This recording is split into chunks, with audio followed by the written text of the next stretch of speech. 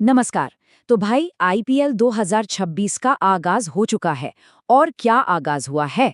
पहले ही मैच में defending champions royal Challengers Bangalore और सनराइजर्स हैदराबाद के बीच अरे भाई चिन्नास्वामी स्टेडियम में जो हुआ वो एकदम पैसा वसूल था।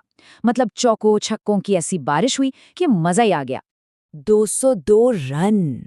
सोचिए जरा, ये था वो पहाड़ जैसा लक्ष्य जो आरसीबी के सामने था।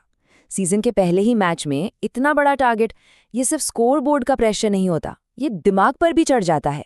एक बहुत बड़ी चुनौती थी ये। तो चलिए आज की इस बातचीत में हम परत दर परत यही समझने की कोशिश करते हैं कि आरसीबी ने ये विशाल लक्ष्य आखिर कैसे हासिल किया।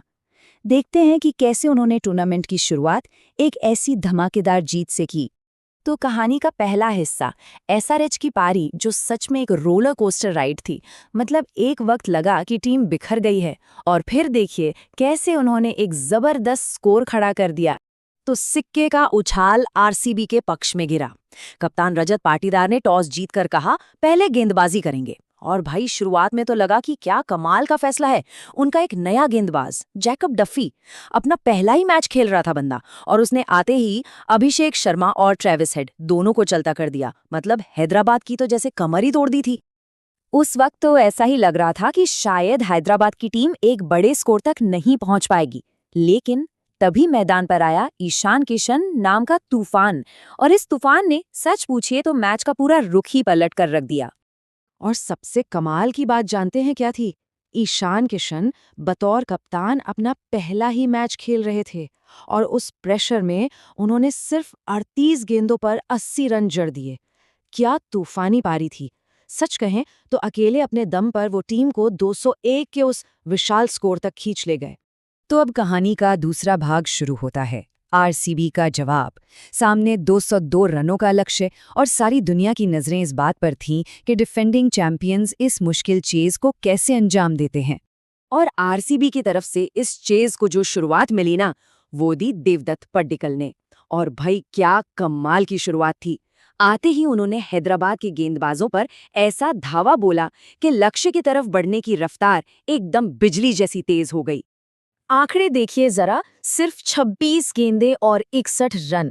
पड्डीकल की इस विस्फोटक पारी ने एसआरएच से सारा मोमेंटम ही छीन लिया। इसने एक बात साफ कर दी कि आरसीबी इस टारगेट से बिल्कुल भी डरने वाली नहीं है।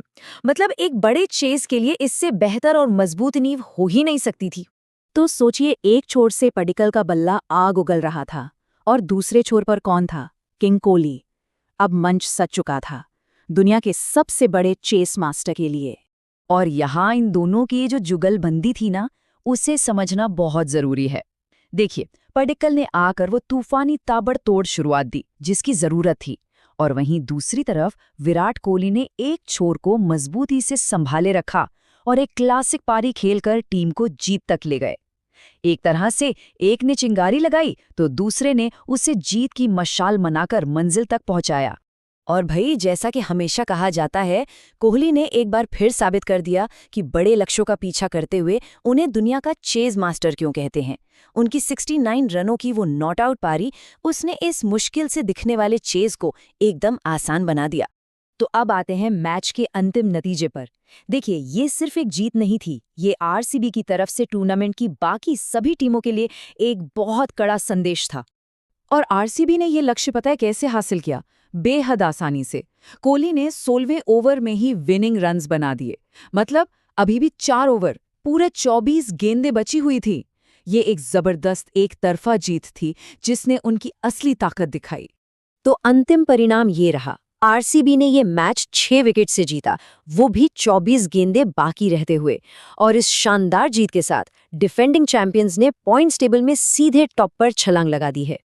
अब ये सब देखने और समझने के बाद एक बड़ा सवाल मन में उठता है कि इस शानदार मैच का असली हीरो आखिर था कौन?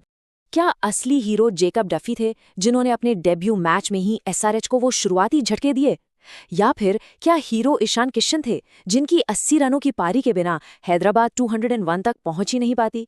या फिर असली हीरो कोहली और पड्डीकल की वो पार्टनरशिप थी, जिसने एक नामुमकिन से दिख रहे लक्ष्य को भी एकदम छोटा साबित कर दिया? सच तो ये है कि इसका जवाब शायद हर क्रिकेट फैन के लिए अलग अलग होगा।